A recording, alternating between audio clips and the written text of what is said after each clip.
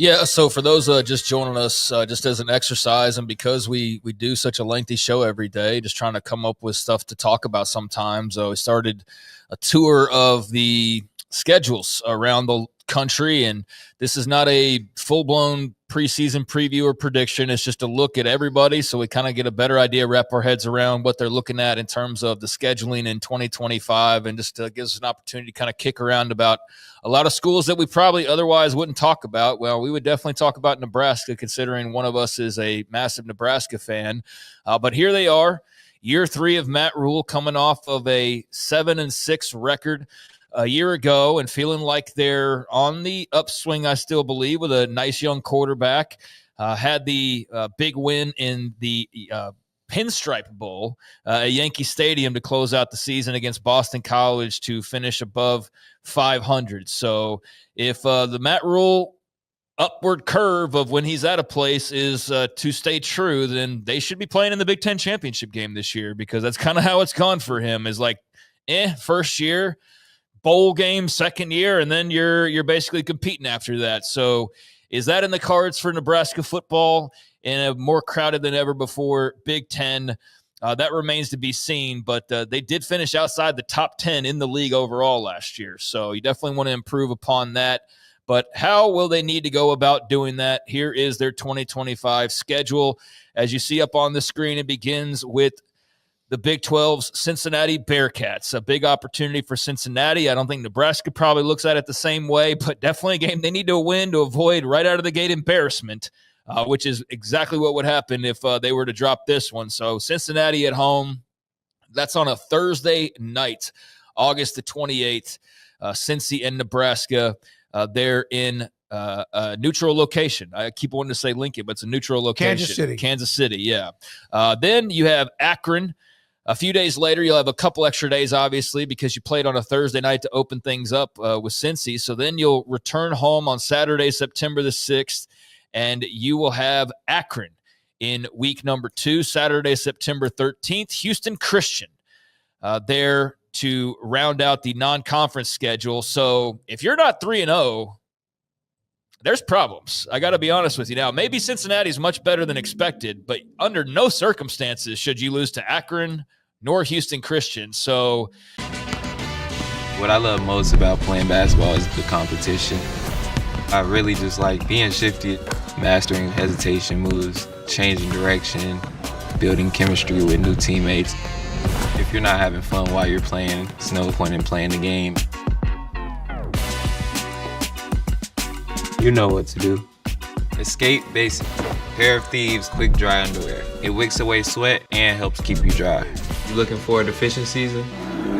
2-1, and that's like an asterisk if Cincinnati ends up being like really good or something, like last year's Arizona State. Brendan Sorsby starts going crazy.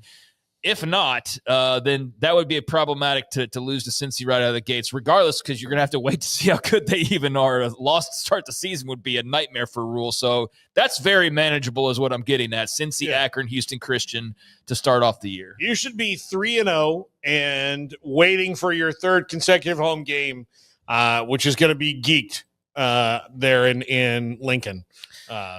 Yeah, it will be, as they open up Big Ten play Saturday, September the 20th, and then they will have their first bye. But before that, it will be that opener in Lincoln against the Michigan Wolverines, already been announced as a CBS game there in the afternoon on Saturday, September the 20th. So you've got that big one and will be your first major challenge that we can go ahead and bank on. Then you get your first bye week. You come back and you get to see the other side of the state of Michigan as you play host to the Michigan State Spartans. So 5 weeks into the season, and the only time they've left home is to go to a neutral site game against Cincinnati in the very first game of the year. Other than that, 4 consecutive games over the span of 5 weeks, all in Lincoln. So that means that something's got to change, right? Something's going to have to flip in the second half of the schedule.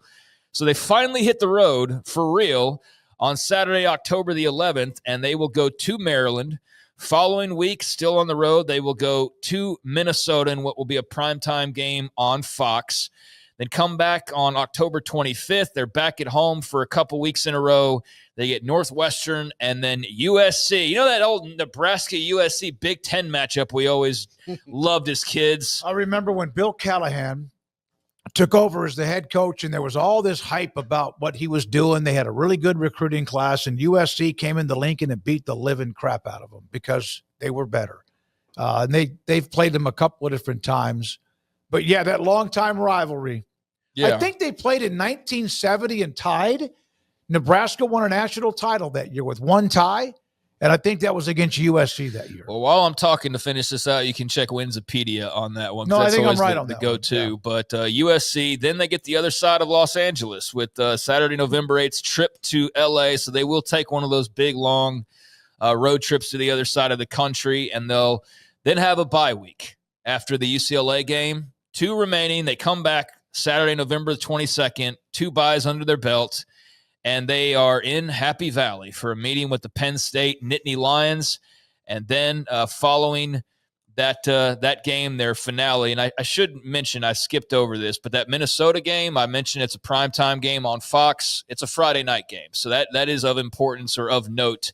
So they've got a Thursday game to start the season, neutral site against Cincy, Friday at Minnesota in the middle of the year, and then they close out after that trip to Happy Valley. They close out the regular season with their second Friday and their third weeknight game, as they will be back at home for an 11 a.m. kick on CBS against the Iowa Hawkeyes. So there is the Nebraska schedule. 4 true road games to Maryland, Minnesota, UCLA, and Penn State. Neutral against Cincinnati to open the year, but you get Michigan, Michigan State, Northwestern, USC, and Iowa all at home, along with a couple of your non-cons there in Akron and Houston Christian.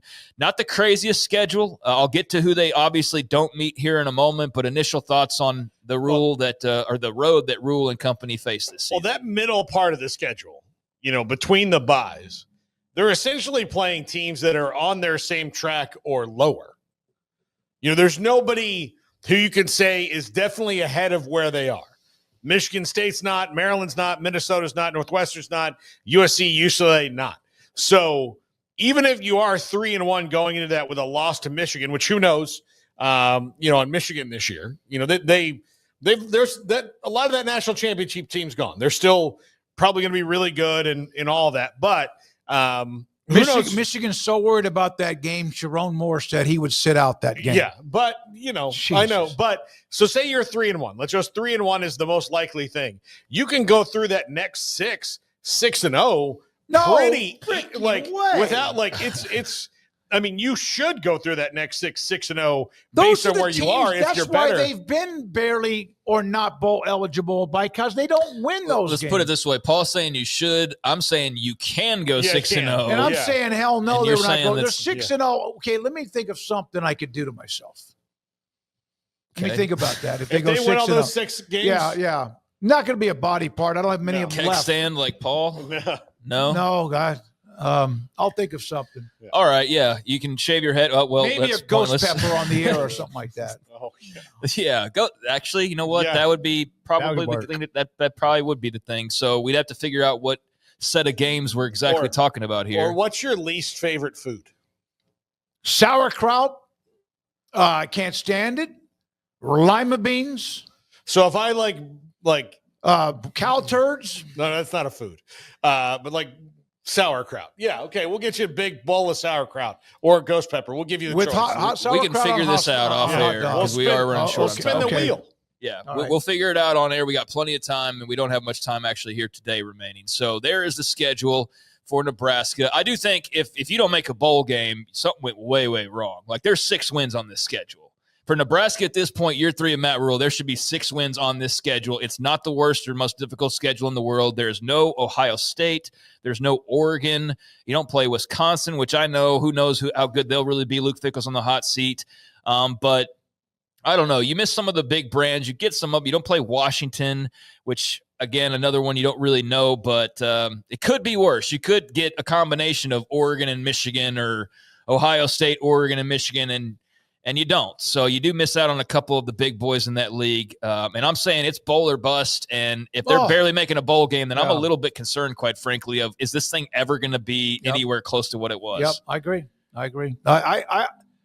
To me, the ceiling or the floor has got to be 8-4 to show any kind of, again, you're right. Washington. You mean that? Ohio. 8-4? Yeah. Okay. I'm just making sure. I'm not saying they'll get there. To me, that's the ceiling. That's the floor where they have to be 8-4 to show any. And that means that also means, by God, you have to beat either one or two of Michigan, USC, and Penn State, and that is a tough order. But to me, that shows that you're making some moves. Yeah, I mean, should be 3-0. Although Cincinnati.